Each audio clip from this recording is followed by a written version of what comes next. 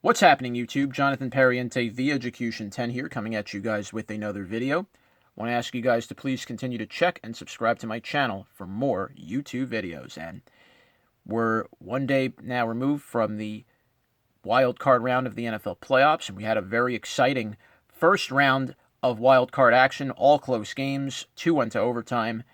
And without further ado, let's dive right into the first of these games as we'll recap each of the 4 wildcard games that took place.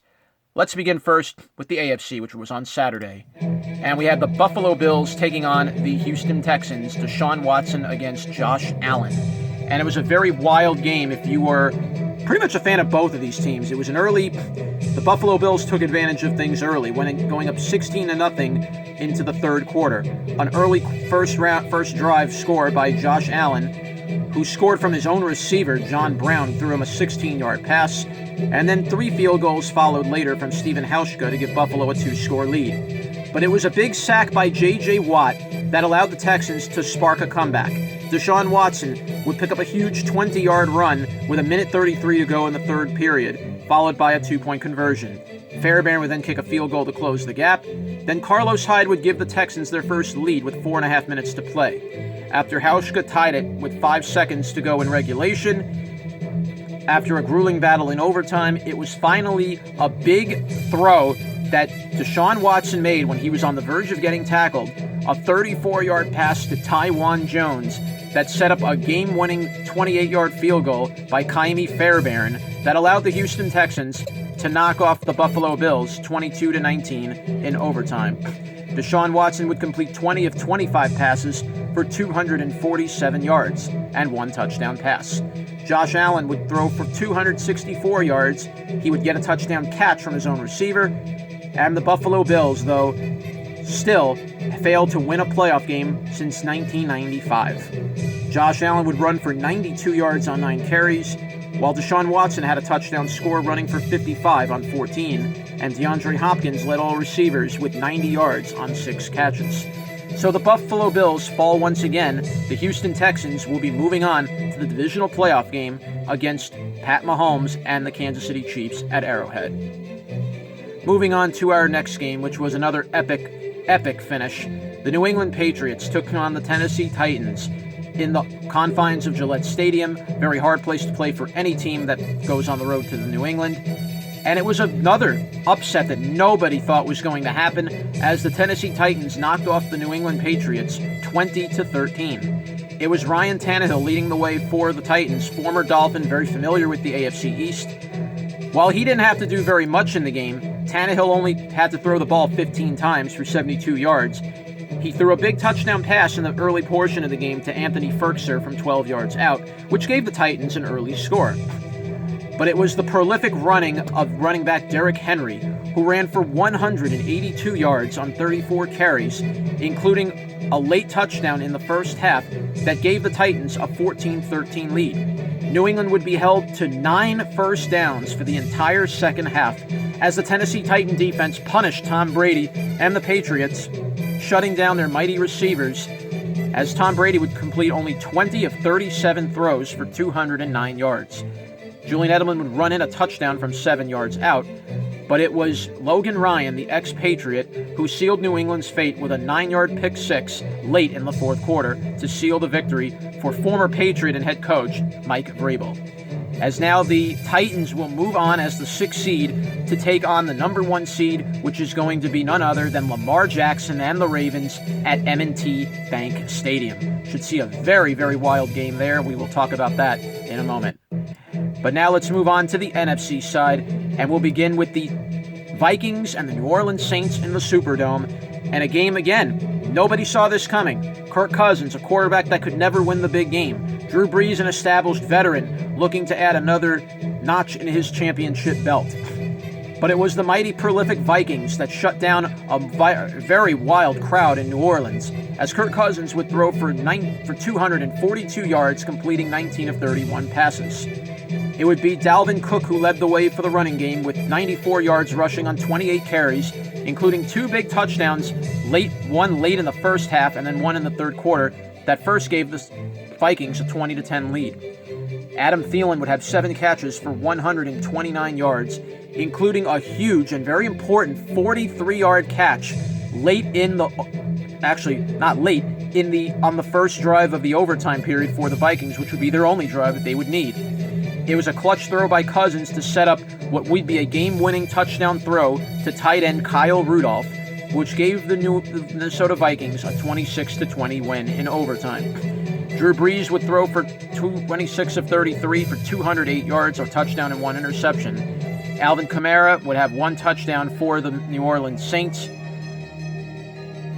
and then followed by Taysom Hill with a 20-yard touchdown to close things out. But at the end of the day, it would be a wild score by the Minnesota Vikings. And again, controversy came out of this game with offensive pass interference after the Kyle Rudolph touchdown. But at the end of the day, the Minnesota Vikings, the number 6 seed, pulled off the upset just like Tennessee did, and they will be moving on to the divisional playoff where they will meet Jimmy Garoppolo and the San Francisco 49ers in California at Levi's Stadium. Should be a very epic game there. And now we move on to the second of our NFC wildcard games, the Seattle Seahawks and the Philadelphia Eagles. And this was another pretty wild game. Russell Wilson would complete 18 of 30 passes for 325 yards and 1 touchdown. Russell Wilson would run 45 yards on 9 carries, while Marshawn Lynch made a statement with an early touchdown of his own that gave Seattle an early score. But the real story of this game, once again, playing in his first playoff game, was Carson Wentz.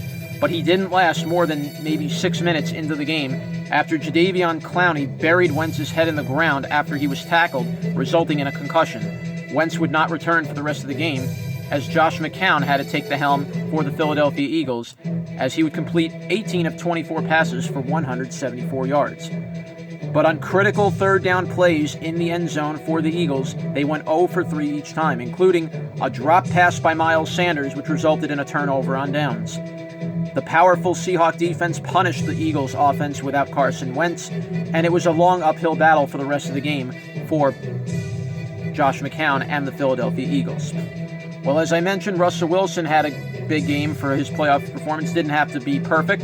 DK Metcalf, though, the rookie, stood out of all players, the rookie wide receiver for the Seahawks, who had 7 catches for 160 yards, including a dazzling 53-yard touchdown pass from Russell Wilson to give the Seahawks the win 17-9. Seattle will now move on to the next round of the divisional playoff where they will meet Aaron Rodgers and the Green Bay Packers, and they will play on a snowy day in the cold tundra of Lambeau Field. And I think we will see a very, very exciting divisional playoff between each of these teams. And I will do a later video about who I think will win the games at the end of the night. And we should see a very exciting round for the NFL in the playoffs. This is what you love to see, by the way. So what did we learn from the wild card game? What exactly now are we going to take with us here? Well, the old guard, Brees and Brady, are out. So the first thing you've already noticed is the younger generation is now taking over in the NFL now. I wouldn't really call Russell Wilson young anymore. I mean, he's been in the league now for, 8 years. He got drafted in 2011. But guys like Watson, guys like Lamar Jackson, just young quarterbacks that you love to see, guys like Cousins, guys like Jimmy Garoppolo. The younger quarterbacks are now what are beginning to really carry the NFL, and you kind of see the torch getting passed here. So we'll be in for some very, very exciting divisional round action when we get to next Saturday and Sunday. And I think we're going to have some thrilling performances from each team out of this round. So let's take a look very quickly now that we are set for the divisional round. Let's go through the games and when they will be. The Minnesota Vikings and the Niners will be the first of the divisional playoff games. It'll be on NBC at 4:35 on Saturday. The Tennessee Titans and the Baltimore Ravens will be the 8:15 game on Saturday, the primetime game. It'll be on CBS at M&T Bank Stadium. Sunday, Houston Texans will take on Kansas City, the 3:05 game at Arrowhead.